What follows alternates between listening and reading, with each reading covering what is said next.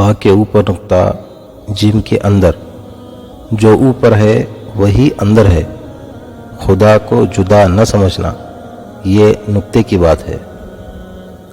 جس شخص نے زندگی میں سرکار دو عالم صلی اللہ علیہ وآلہ وسلم سے عشق نہیں کیا، اس شخص نے خود کو زندہ ہی جہنم میں ڈال دیا۔ شفاعت کے وقت سرکار دو عالم صلی اللہ علیہ وآلہ وسلم کے الفاظ کی خوشبو گنہگار کے لیے جاں فضا ہوگی۔ اگر تم قرآن کو آنکھوں سے دیکھو گے تو الفاظ نظر آئیں گے، دماغ سے دیکھو گے تو علم نظر آئے گا، دل سے دیکھو گے تو محبت نظر آئے گی، اور اگر اپنی روح سے دیکھو گے تو تمہیں خدا نظر آئے گا۔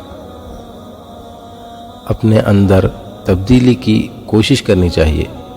اولیاء اللہ کی صحبت اختیار کر، تیرے اندر تبدیلی پیدا ہو جائے گی۔ میں نے شمس سے پوچھا کہ تصوف کیا ہے؟ اس نے کہا، دل میں خوشی محسوس کرنا جب دکھ ظاہر ہو۔ ٹوٹا ہوا دل خدا کی توجہ کھینچتا ہے، خوش نصیب ہے وہ روح جو خدا کے لیے روتی ہے۔ اے لوگ، بہت سے شیطان خصلت صوفیوں کی شکل میں موجود ہیں، اس لیے بیت میں ہرگز جلدی نہ کریں۔ میں نے تمام دن اس پر غور کیا، رات کو اس پر گفتگو کی کہ میں کہاں سے آیا ہوں اور میری تخلیق کا مقصد کیا ہے۔ مجھے کوئی نقطہ نہ سوجھا۔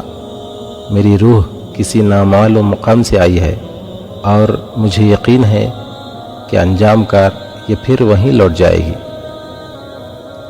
صوفی کا دنیا میں کسی چیز سے تعلق نہیں ہوتا سوائے اندیکھی دنیا کے، اور جب اس کی زبان کھول دی جاتی ہے اور اللہ تعالیٰ اسے بولنے کی اجازت دیتا ہے تو وہ کلام کرتا ہے، ورنہ خاموش ہی رہتا ہے۔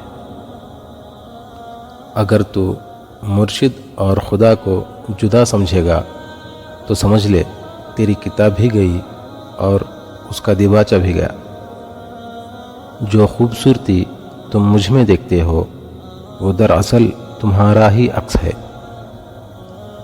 دانائی کا تعلق بالوں کی سفیدی سے نہیں، عقل اور تجربے سے ہے۔ دل سیاہ ہو تو داڑھی کے سفید بالوں کی کیا اوقات۔